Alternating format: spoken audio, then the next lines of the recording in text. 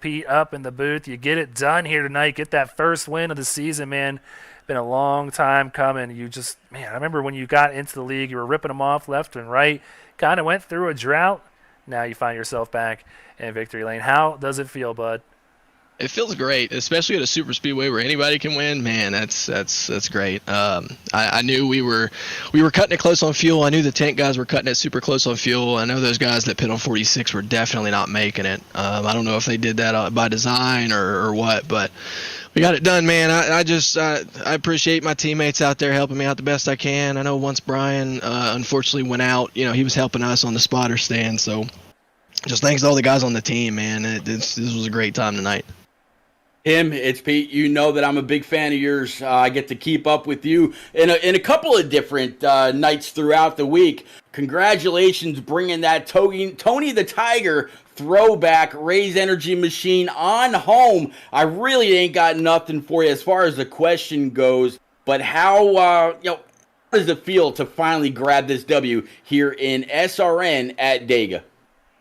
It feels great. Like I said, I didn't expect to do it at a super speedway. Usually I get the bad end of the stick on these things. I'll lead a bunch of laps or get a pack up front, and then I'll get wrecked on the last lap or something. But finally, I think this is the first time I've won on a super speedway in SRN, so I'm finally glad to get that monkey off my back for sure.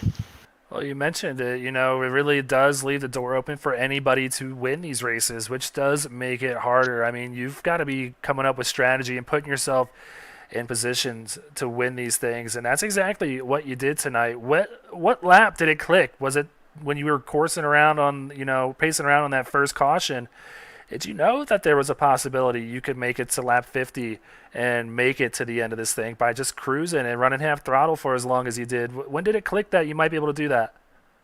Yeah, I figured we'd be able to do it. I was looking at the fuel not only in practice when I was running in the group, but during that first run, and I still had plenty to go when that caution came out. So I figured we could at least make it 30 if we just played the half throttle, three-quarter throttle game, and it worked out in the end for sure. I ran out of fuel during the burnout. Well, it certainly did. And Timothy, before we let you go, you got any friends, any family, any sponsors you want to give a quick shout out to?